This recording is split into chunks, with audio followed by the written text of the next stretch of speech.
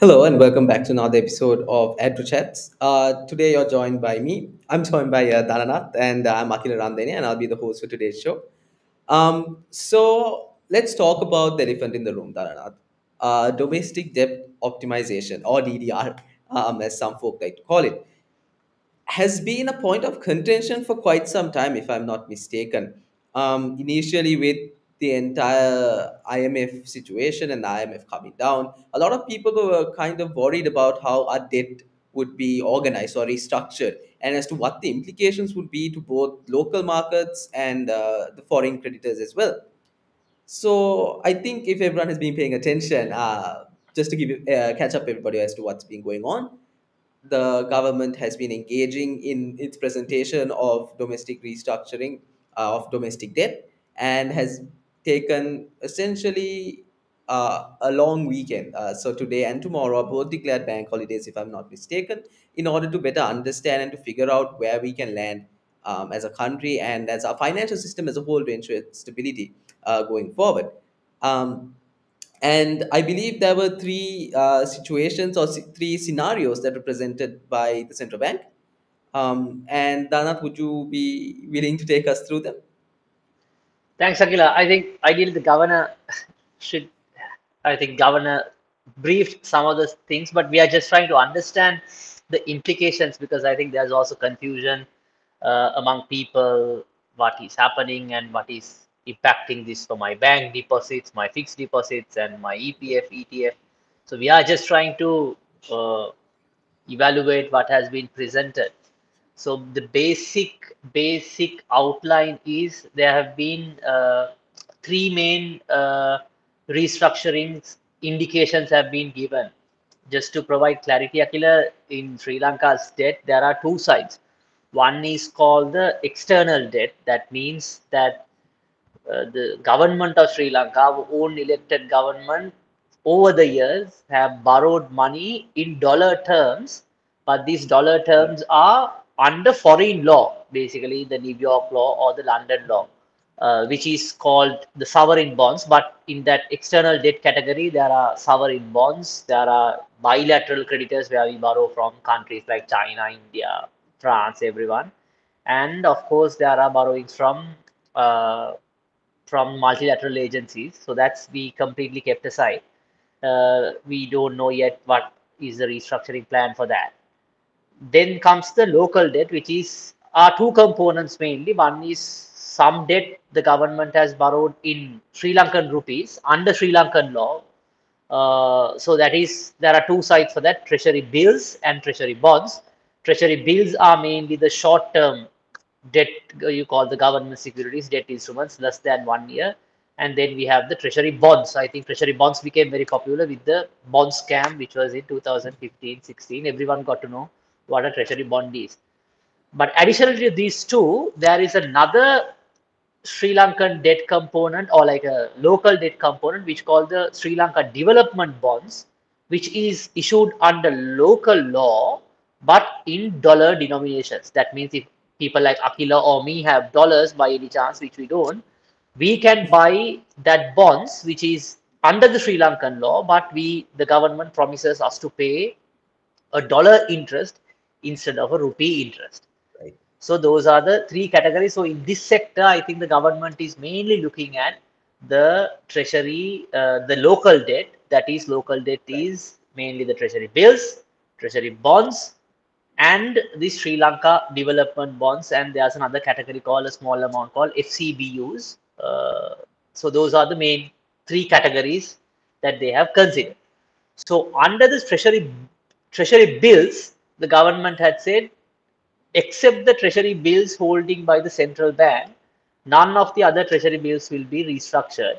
So when I say treasury bills, now people might be also concerned. Now the central bank is going to restructure, and what do they mean by the treasury bills holding by the central bank? Because they are the ones who are doing the restructuring, and they are saying there are some treasury bills with us which we are going to restructure. So these treasury bills are mainly Akila.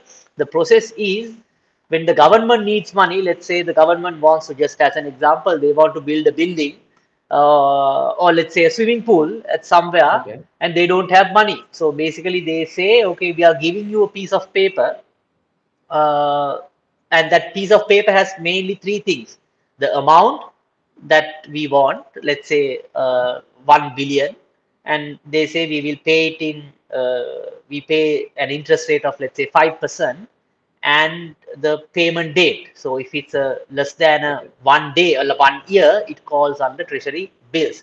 So Yeah. what happens is, the government says, okay, we are giving this piece of paper, we promise you to pay, you give us money. So basically, central bank run this operation. So when the central bank, basically, if no one else is giving money, or if central bank think the money that has been quoted, the interest rate is very high, but the central bank this is they say, okay, we will buy it from the government. So they are basically running the operation, but they will also buy it from the Mm. government. So for central bank to give money, they don't have any deposits. What they do is that's called the money printing.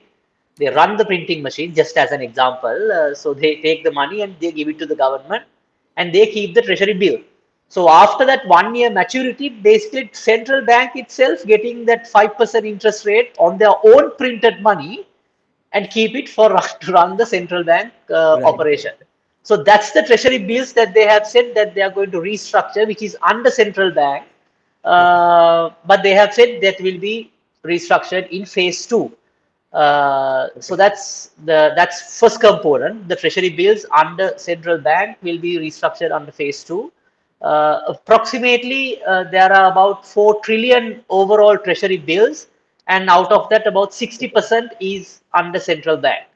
So that's about Right.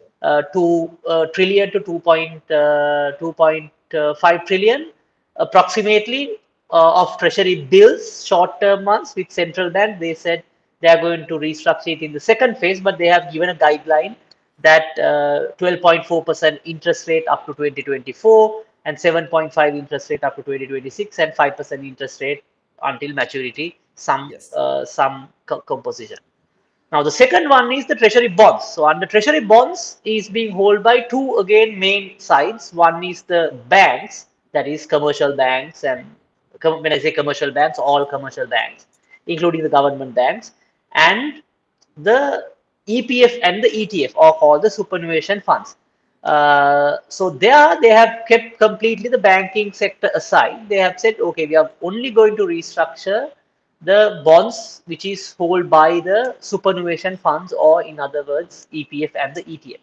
So about, I think, more than 80%, or I think approximately more than 90% of the assets of the EPF and the ETF, what they have done is they have bought the treasury bonds. Bought in the sense, when government wants money, they said, okay, look, we have this chunk of money which has been contributed by private sector employees every month. They have been deducting about 20% of their salary, basically 12% from the employer, 8% from the employee, and we have this huge chunk of money which is approximately about 2.5 trillion.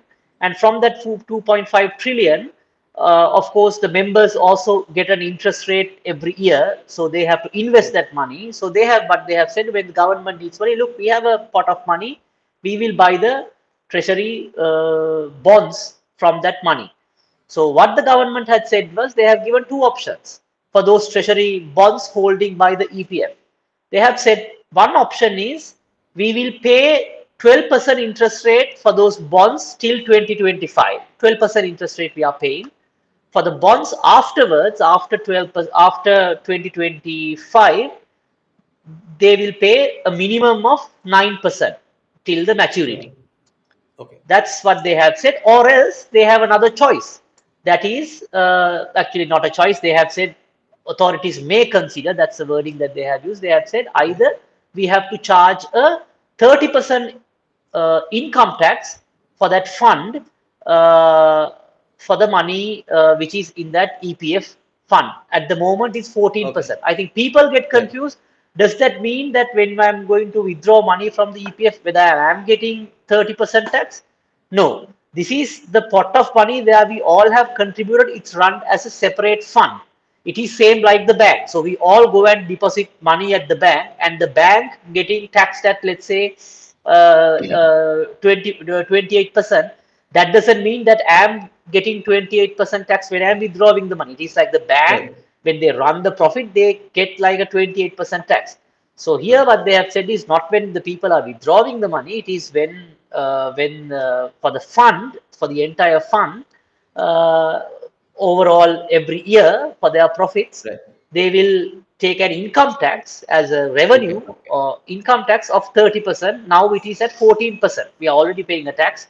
Now it is at 30%. So that's the choice that was given to the superannuation fund. I think people always question whether does this maturity extension means whether I cannot withdraw money from the Yeah. EPF ETF. That is not true. Of course, you can withdraw money because for a year there's about approximately about 200 billion being collected by the contributions by the private sector, Okay. and only about 170 billion being people being taken out upon their Okay. retirement. So there's always a 30 billion surplus every Right. year from the contribution to the EPF fund and the withdrawals from the EPF, and their fund base is 2 trillion, so 2.5 trillion, that is Right.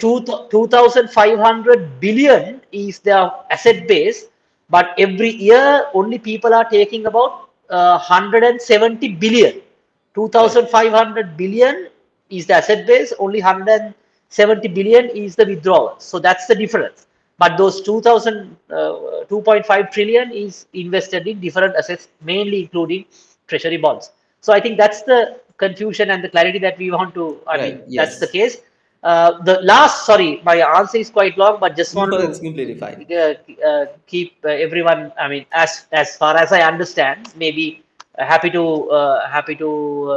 comment on if anyone has different opinions. The For the SLDBs, that the Sri Lanka development bonds, which I mentioned, which was issued under Sri Lankan law, but in dollar denominations, they have been given three options. They have a choice.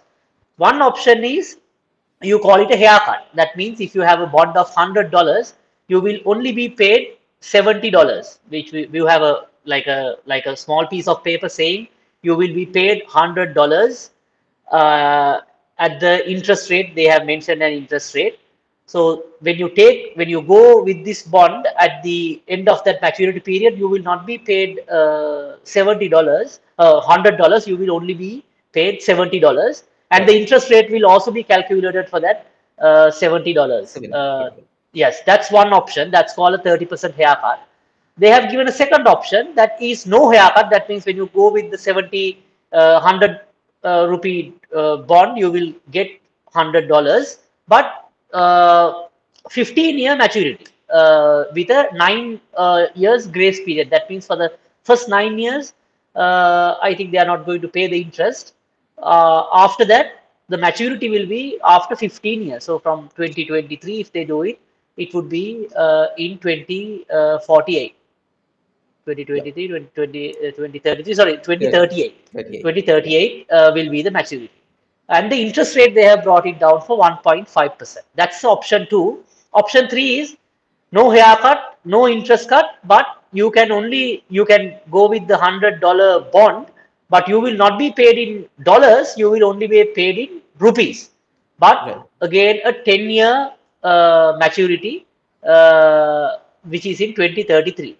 So those are the three options given. So whoever the SLDB bondholders can take one of those options according to the central bank guideline. I think the next step would be this will be discussed at the parliamentary uh, committee, oversight committee, and then it has to be approved by the parliament, because parliament has the authoritative power on all matters regarding to public money. Sorry, Akhil, it was a long answer. No, no, I had that's to completely explain fine because to make yes. sure that I understood it right. Yeah, no, because, exactly, because I think a lot of people had confused with what local debt restructuring or debt restructuring as a whole was, and confused it with what some call a liquidity crunch with the banking sector. Because a common question I believe that was floated around when the idea of debt restructuring was thrown into the pot was whether whether it's going to affect their deposits, whether people, like in the cases of I believe Lebanon, where individuals couldn't, withdraw their savings, and the banks had freezes on their assets. And I think it's safe to assume that that's not a situation that we are likely looking forward at.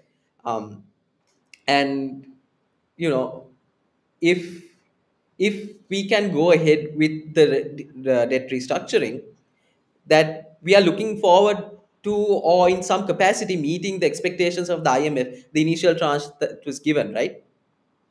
Yes, Akhila. Basically, the my view is my concern also. I'm not sure whether this would be in a way adequate to meet the IMF Right. targets. I think they have the central bank had said it is adequate. Basically, they have also Okay. done a calculation. If you go through that, I think those who can go through that presentation, they have said one option is we only do a external debt restructuring.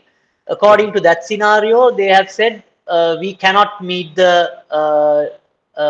target because our gross financing needs or like the money that we need to pay to service the debt, we cannot manage it. The Okay. other option is the domestic debt and the local debt, both optimization or restructuring.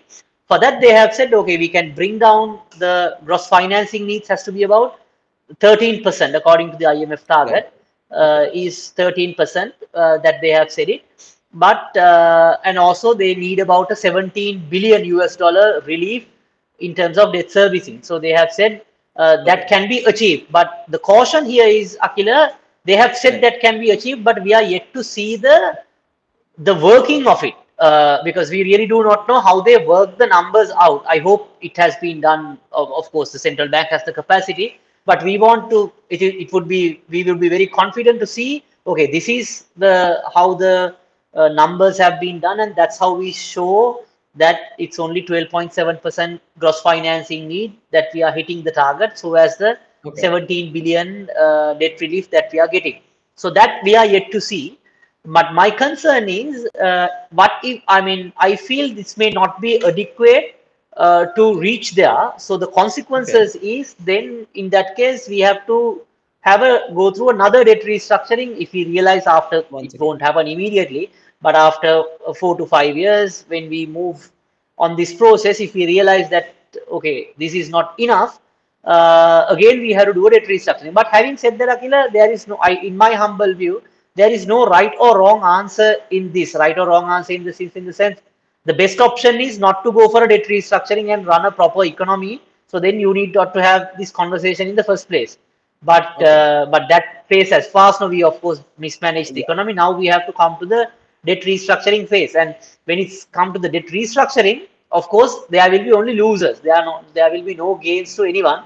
So I was, in my view, I mean, we have to. It's like a surgery. When you are doing a surgery, or it's like an engine repair in a vehicle.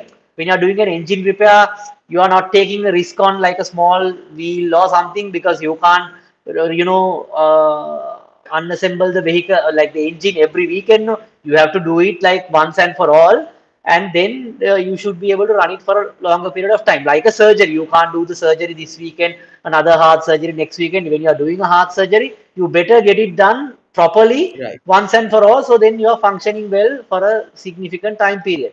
So I'm not sure if this is adequate. Then the risk is that we have to go for multiple restructurings, Right. and the research has shown that when a country is going through the first debt restructuring, they have to, on average, they have to go through like two average debt restructuring. I think for country to country it depends. But I would prefer to avoid any further debt restructuring. You do it once and for all and move Right. forward. But the question is, if you are not for EPF and ETF, if you are moving to the banking sector, one can question, okay, are you advocating to add more stress on the banks and have a problem in the banking sector? Of course, I can't advocate for that as well. So it's there is no right or wrong answer. If you're saying, okay, Right. not with the EPF, ETF, with the banks, then the banking sector will have questions.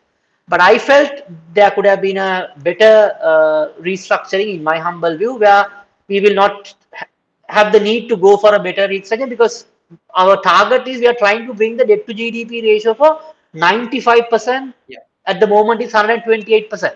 95% is also, Akila, a very high number. Ideally, we Yeah, should it come is. to, there is no magic number, but ideally we should range between 60% to 70%. So Right. 95% in 2032. That is 10 years, you are just at 95%. So pretty much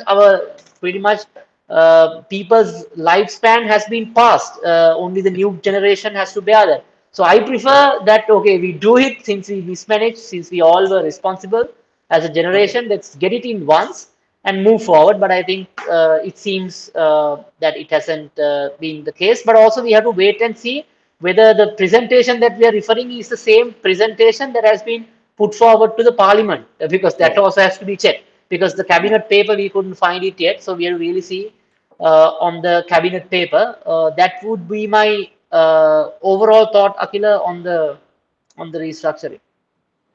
Right, Dana. Thank you so much. I think you've covered everything that I could possibly ask, and with the information that we currently have, because a lot of it is kept under the rugs, if I'm not mistaken, at least until Saturday, when Parliament can meet and the COPE can meet and decide as to how we're going to proceed with this. So, just to our audience out there, we're always open for questions. Speaking of Dana, we do have one. Tilanga has asked us. If bond interest is reduced, will that affect the fixed deposit rates of existing deposits? Come up again, Akila. Right. So the question was, if bond interest rates are reduced, will that affect fixed deposit rates of existing deposits? Actually, now, according to the restructuring plan announced, if they are going to go ahead with this one, the bonds which is holding by the banks, that those rates won't come down. Yeah. So then interest rates cannot affect, but actually the interest rates may come down, not because of anything else, basically because of when the suspicion on domestic debt restructuring is over, the interest rates will automatically come down. One reason why the central bank interest rate, the guidance interest rate of SLDR and SLFR, where the actually the market rate is quite higher, because people are, or the banks are concerned what would be the repercussion on the domestic debt restructuring. So Right. once this was cleared, actually the interest rates will come down. So actually the deposit interest rates and the lending interest rates will come down. But it doesn't mean that if you have a fixed deposit which has committed for 5 years on that particular interest rate, it doesn't mean that will come down, or two Yeah. years Right. that won't come down. But overall, when you're going with money to start like a to begin a new fixed deposit, that interest rate will come down. At the same time, the interest rate when you are going for a housing loan or a vehicle loan or a business development loan, that interest rate will also come down. It is overall market interest rate ideally should come down if the suspicion, or like if the clarity was made on the debt restructuring process. It doesn't mean that the if you have a fixed deposit or some fixed some way of saving, those Right. rates will come down. And according to this plan, even the bank treasury bonds that they are holding, those interest rates cannot come down, because it is the banking sector has kept completely aside of the restructuring. And I think one reason why they have maybe kept aside the banking side, the government has, or the central bank has provided three main reasons. First reason is Okay. already their profitability has been affected because of the non-performing loans. Right. Non-performing loans means if Akila and I take a loan from the bank, if you are not servicing the loan, that means the depositor's money have been in risk. So the non-performing loan ratio has been increasing to about 13% from about 8%. That is a big number in that sense. So as a result, that's one reason. And also there have been multiple moratorium packages being provided from COVID for economic crisis. So that Right. one reason that the banking sector has severe stress. And also they have said the banking sector, the taxes has also been increased, because earlier they were supposed to pay 24% tax. Now with the new tax revision, they have to pay 30% corporate tax.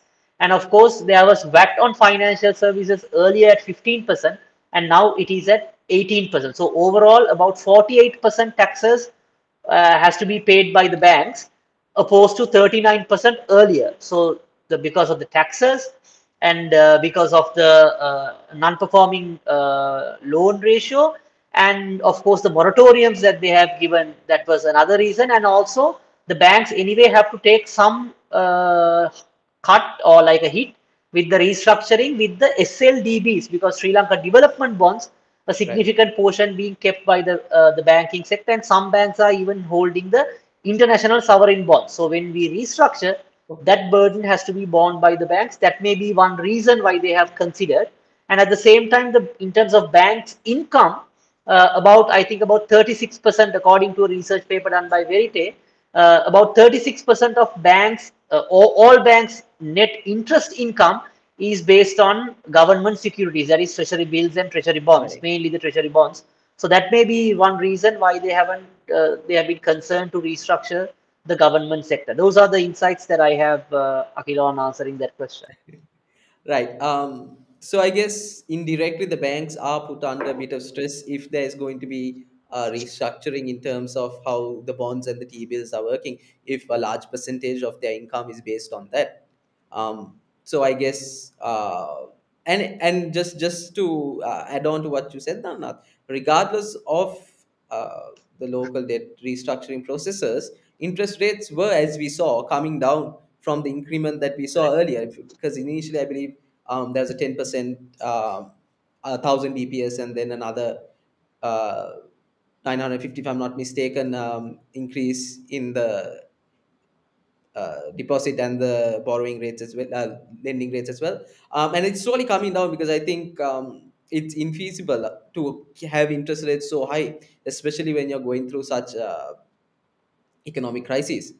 So, Dharnath, I think we have covered everything that we could have, especially with the little information that is available to us. Because a lot of people have been quite confused, or the lack of information, I believe, uh, that was withheld from the public in order to maintain stability, also created a little bit of fear and doubt within, I guess, certain sectors of society as well. And a lot of people were confused as to, how it would affect their livelihoods, right? Because it's all well and good when we talk about local debt restructuring, if at the end of the day people aren't aware how it's going to affect their day-to-day lives. So I think from what we can gather on at the time being is that EPF, ETF, the superannuation funds won't have much of a issue when it comes to people claiming their payouts at the end of their term or whenever they want to. Um, Mostly, it'll be affected on SLDBs, or in other words, foreign currency bonds that have been issued by the government, and treasury bills that are held by commercial banks will not be affected, and it will be most likely the central bank in itself that has taken part in the primary dealings in the treasury, in the primary market, that will have to take a bit of a haircut or some sort of coupon rate cut in that situation. Right. We have one more question, Dana, before we wrap up. Is that now, if foreign investors, in the terms of ISBs, are moving out of the security markets, and they're moving more into assets in terms of the exchange rates, what are the implications for the foreign investor? Uh, in The implications mean it we have to wait till the I mean, if it's on the existing bonds that they have already bought, the international sovereign bonds, so we have to wait and see what is the exact plan that the government plans to move forward. Of course, they can sell the sovereign bonds, even these restructured bonds, they can sell it at the secondary market and move out from the market. That is perfectly fine. I think that's what they do. When the markets are functioning well, when the rates are going up, they basically trade these bonds every time, every day, like the stock market. People buy stocks, people sell stocks. Likewise, they can do that. Of course, but if there's a negative, I mean, if people are scared, if they want to really give on the secondary market, if they want to sell the bonds and leave, that will not indicate positively on the Sri Lankan context. That may be something to consider. Also, Akhil, I wanted Right. to add quick two points on the EPF and the ETF. I think Sure. uh, the impact on the EPF ETF. I think we spoke this before as well. In my view, as I have mentioned before, already the all funds, everyone's asset, including EPF, ETF, has restructured through inflation. Right. Because on inflation, when inflation goes to 50%, 60%, that's the central bank given rate. But in my view, it is more than that, depending on person's consumption pattern. So already it is restructured, because now from the EPF, what we could have bought from 5 years ago from the money. I think the money value is there like 1 million or Right. 2 million or 300,000, but the quantity of goods that we can buy is pretty much half or even less than half. So it's restructured on one sense. On the Right. other hand, what is the real loss for the EPF would be they are promising 9%, but actually the up to now the bond rates, the existing bond rates are quite higher. So basically Yeah. it's called like, there is an opportunity if there was no restructuring on EPF in a very good case scenario, the best case scenario, they could have earned an additional profit if they can, Yes. if the interest rates are more than 9%, if they're offering, EPF could have had a better interest rate. Also, that can be trickled down to all the EPF, ETF members. So that's what basically the loss for the EPF would be. I think the government and the central bank should really show like what is the percentage out of 2.5 trillion, Right. what is the expected like foregone estimation of EPF, ETF funds because of this interest rate. Right. It is not like losing. It's like the same argument that we have put forward for some of the state-owned enterprises. Some of the state-owned enterprises, they are a monopoly. They say they are making a profit, but actually they could have made, the private sector could have Much made more. more profits than what is the government sector that one monopoly institute is making if under the Right. competitive environment. So that's, one can say the state-owned enterprise is making profit. That is true, but actual profit that they could have made was much higher than that. So likewise, the EPF is making 9%. They have promised 9%, but they could have made more without this debt restructuring, in my view. That's number one.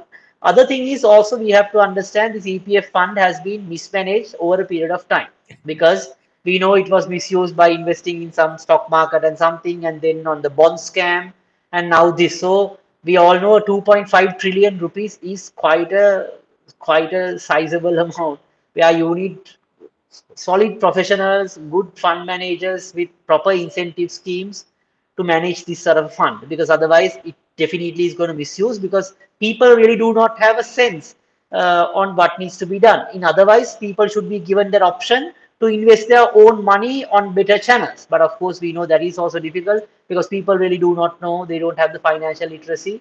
But if they were given the choice, I'm sure they would have invested in better choices where that they will get better returns.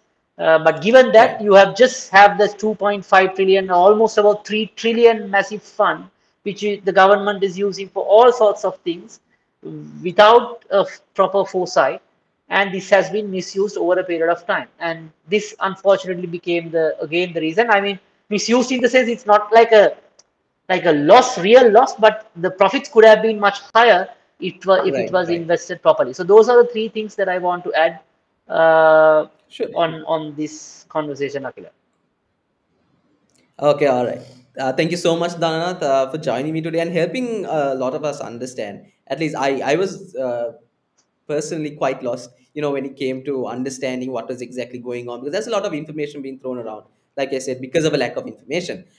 So just to our audience, we would like to say thank you for joining us today. We hope we help you understand the situation better, and hope this information we're giving it to you will be better usable in your day-to-day activities, and you can understand and how to make a rational choice when it comes to decisions that you have to make. So for more information on domestic debt optimization in the following coming weeks, because that's something that will keep on carrying on, which will be a national conversation, if I'm to say so.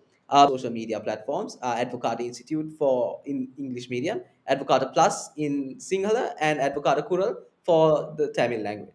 uh, so, Danath, once again, thank you so much for joining us. And thank you to our audience for listening to us. And hope you have a good day. Thanks, Akhila.